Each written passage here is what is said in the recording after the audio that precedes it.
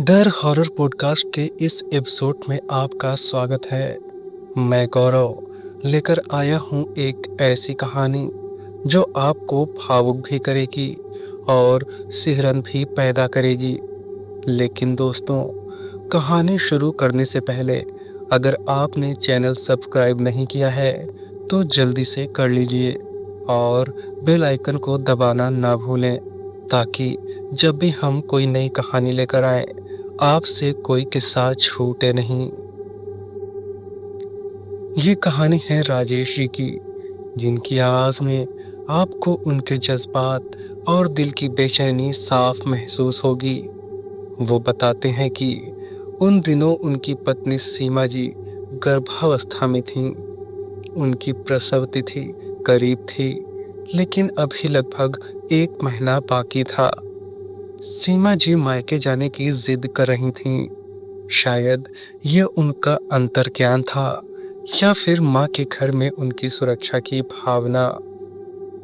राजेश जी ने उनकी बात मान ली। उन्होंने कहा, सीमा, तुम चिंता मत करो, मैं खुद तुम्हें मायके छोड़ कर आऊँगा, बस थोड़ी देर हो गई है। दोस्तों, उस समय रात के 8 बज रहे थे।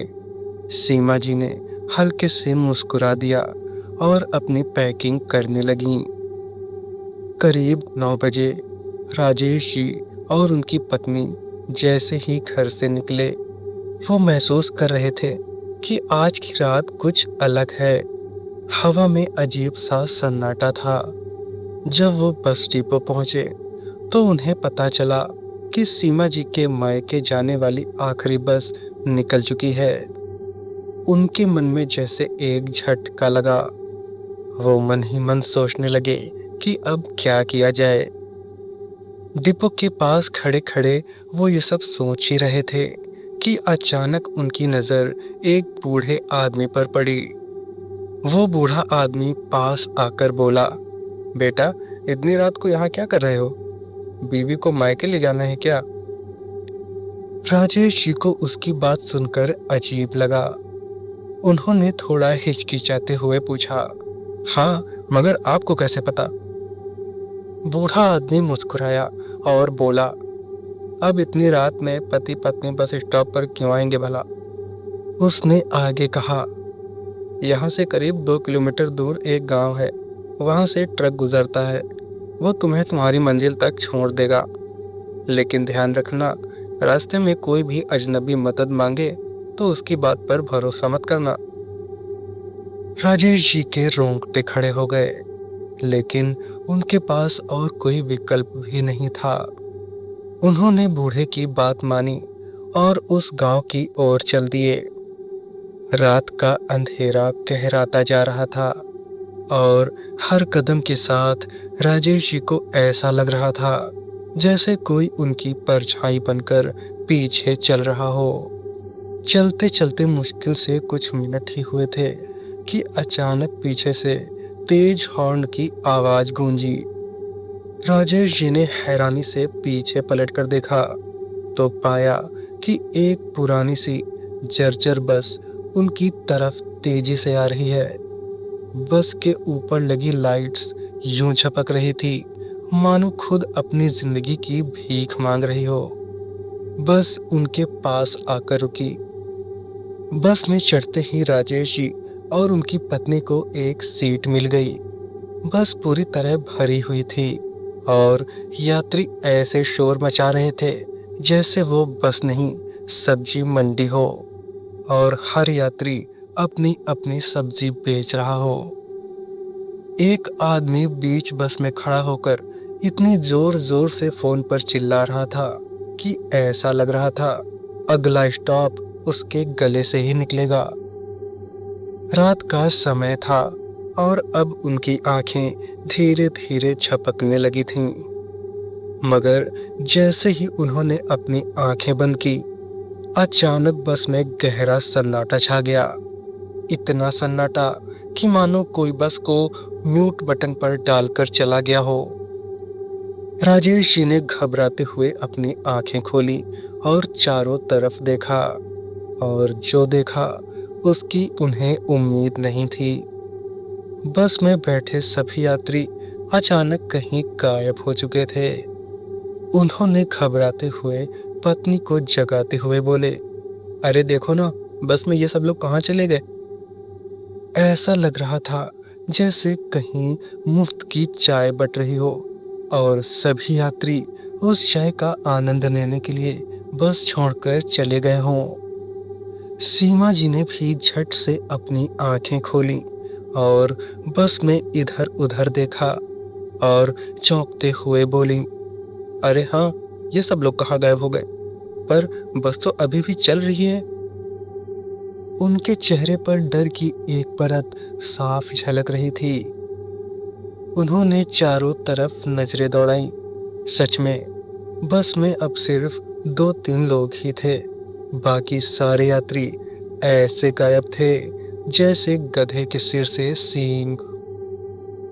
सीमा जी ने घबराते हुए अपने पति से कहा, ये बस तो अब भी चल रही है, फिर बाकी लोग कहाँ गायब हो गए? जरा जाकर ड्राइवर से पूछिए ना। राजेश जी, जो खुद को बड़ा बहादुर समझते थे, बोले, हाँ, तुम सही कह रही हो, चलो अभी पूछता हूँ। वो अपनी सीट से उठे और ड्राइवर से बोले, ड्राइवर साहब, अब बाकी सवारी कहाँ चली गई? इतनी बड़ी बस में सिर्फ हम दोनों ही बचे गए हैं। लेकिन ड्राइवर चुप रहा, ऐसे चुप जैसे उसकी जबान पर ताला लगा हो। राजेश जी ने फिर थोड़ा ऊंचे स्वर में पूछा, अरे भाई साहब, पूछ रहा हूँ, बाकी सब कहाँ चले गए? मगर ड्राइवर का हाल वही ढाक के 3 पात। अब तो राजेश जी का पारा चढ़ गया। वो बड़बड़ाए, ऐसा लगता है ये ड्राइवर कोई समाधि लेकर बैठा है। गुस्से में बड़बड़ाते हुए वो ड्राइवर की सीट तक पहुंचे। अबे सुन, तू बहरा हो गया है क्या? बोल क्यों नहीं रहा? लेकिन जब उन्होंने ड्राइवर की तरफ देखा, उनकी रूह कांप गई। ड्राइवर की आंखें पथराई हुई थीं। वो पूरी तरह स्थिर बैठा था, जैसे कोई मोम का पुतला हो। और सबसे भयानक बात यह थी कि ड्राइवर के चेहरे पर हल्की सी मुस्कान थी।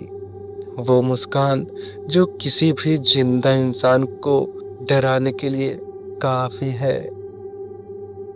राजेश जी ने जैसे ही ये मंजर देखा, अचानक उनका पैर लड़खड़ाया और वो धड़ाम से बस के गेट के पास जा गिरे। सीमा जी ने चौंकते हुए देखा और घबरा कर राजेश जी की तरफ दौड़ी। अरे, आप यहाँ कैसे गिर गए? राजेश जी ने कांपती उंगली से ड्राइवर की ओर इशारा किया और हकलाते हुए बोले, वो ड्राइवर नहीं है। सीमा जी ने ड्राइवर की तरफ देखा और जो देखा वो किसी भी इंसान के होश उड़ाने के लिए काफी था। ड्राइवर अब ड्राइवर नहीं था, उसकी जगह बैठा था एक शैतान। उसके जलते हुए लाल आंखें, मुंह से निकलती हुई काली धुआं जैसी भाप और चेहरे पर वो मुस्कान, जैसे किसी कसाई को नया शिकार मिल गया हो। सीमा जी का दिल धक से रह गया। वो मन में बुदबुदाई, हे भगवान, ऐसा तो मैंने सिर्फ डरावने सीरियल में देखा था, यहाँ तो लाइव शो चल रहा है। डर के मारे सीमा जी के पेट में अजीब सा खिंचाव महसूस हुआ और उन्होंने कराहते हुए कहा, अरे ये क्या हो रहा है? लगता है बच्चा भी डर के मारे बाहर आना चाहता है। इसी बीच बस में अचानक फिर से शोर शराबा सुनाई देने लगा। सीमा और राजेश जी ने डरते हुए चारों तरफ देखा। सभी यात्री अपनी अपनी सीट पर वापस आ गए थे, लेकिन अब उनका रूप पूरी तरह से बदल चुका था। उनके चेहरे पर ऐसी डरावनी भयानकता थी जैसे किसी ने उनकी आत्माओं को उबालकर फिर से उनकी देह में ठूस दिया हो। तभी उन भूतिया यात्रियों ने दोनों की ओर कदम बढ़ाना शुरू कर दिया। उनकी खौफनाक हंसी और गूंजते हुए कदमों ने माहौल को और डरावना बना दिया। तभी बस में एक जोरदार झटका लगा। राजेश और सीमा जी दोनों जोर से चिल्लाते हुए बस के बाहर गिर पड़े। बाहर गिरते ही दोनों ने खुद को सड़क पर अकेले पाया। राजेश जी ने राहत की सांस ली और सोचा, चलो ये भूत प्रेतों से तो जान बच गई। तभी सीमा जी दर्द से कराते हुए बोली, हाँ, इनसे जान तो बच गई, लेकिन पहले मुझे अस्पताल ले चलो, वरना भगवान से मुलाकात मैं अकेले ही कर लूंगी। राजेश जी ने घबराते हुए कहा, अरे ये तो वही हाल हो गया, घर फूंके तमाशा देखें, पहले भूत भगाए, अब डॉक्टर ढूंढो। अब जो दूसरी परेशानी थी वो थी उनकी बीवी का पेट का दर्द, जो लगातार बढ़ता जा रहा था। राजेश जी को कुछ सोच नहीं रहा था कि वो क्या करे। घबराहट और अनिश्चितता के साए में जब उन्होंने चारों तरफ देखा तो दूर कहीं एक हल्की सी रोशनी झिलमिलाती हुई दिखाई दी। उन्होंने राहत की सांस ली और बुदबुदाए, शायद भगवान को हमारी हालत पर दया आ ही गई। सीमा, उठो, वहां रोशनी है, शायद मदद मिल जाए। सीमा जी, जो दर्द से करा रही थीं, बोली, जल्दी चलिए, मुझे लग रहा है समय निकला जा रहा है। राजेश जी अपनी पत्नी को सहारा देते हुए उस रोशनी की तरफ बढ़ना शुरू कर दिया। अंधेरे और खामोशी में उनका हर एक कदम ऐसा महसूस हो रहा था जैसे वो किसी अनजान दुनिया में जा रहे हों। जैसे ही वो उस रोशनी के करीब पहुंचे, उन्होंने देखा कि वो एक छोटा सा अस्पताल था। अस्पताल को देखकर उनकी आंखों में थोड़ी उम्मीद जगी। राजेश जी ने खुद को तसल्ली देते हुए कहा, चलो, देर आए दुरुस्त आए, शायद यहीं से हमारी मुसीबत खत्म हो जाए। लेकिन जैसे ही उन्होंने अस्पताल के अंदर कदम रखा, उनका दिल धक से रह गया। पूरा अस्पताल वीरान पड़ा था। चारों तरफ अजीब सी खामोशी और सन्नाटा था। फर्श पर बिखरे सामान, उल्टी पड़ी कुर्सियां और दीवारों पर झूलते जाले। ऐसा लग रहा था मानो इस अस्पताल को सालों से किसी ने छुआ तक नहीं। सीमा जी को पास की बेंच पर बैठाते हुए राजेश जी बोले, तुम यहीं रुको, मैं किसी को आवाज लगाता हूँ। उन्होंने 2-3 बार तेज आवाज में पुकारा, कोई है?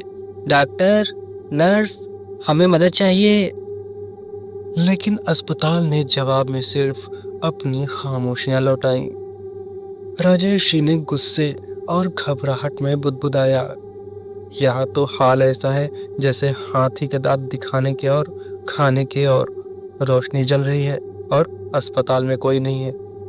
थोड़ी देर इंतजार करने के बाद उन्होंने सोचा कि ये जगह किसी खंडहर से कम नहीं है। निराश होकर वो पीछे मुड़े ही थे कि अचानक उनकी नज़र सामने खड़े एक अजीब से कंपाउंडर पर पड़ी।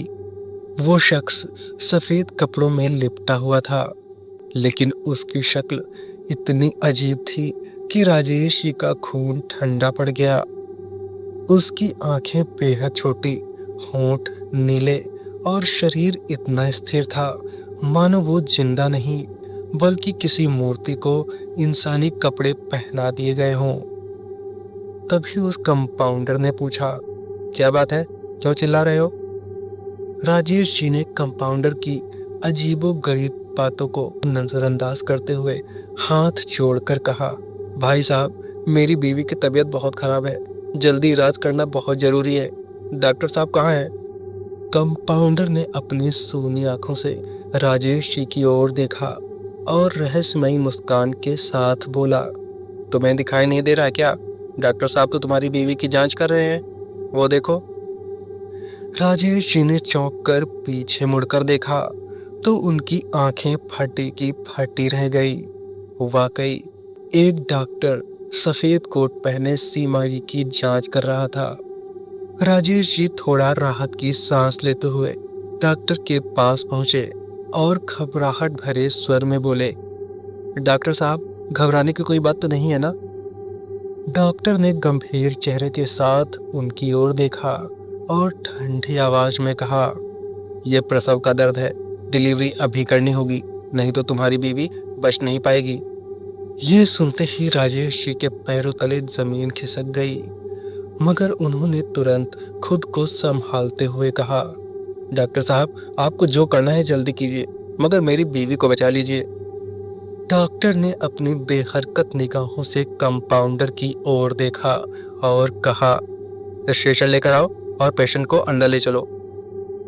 कंपाउंडर ने बिना कुछ कहे सिर हिलाया और एक चरमराता हुआ स्ट्रेचर लेकर आ गया। सीमा जी को स्ट्रेचर पर लिटाया गया और दोनों उन्हें लेकर अंदर ऑपरेशन रूम में चले गए।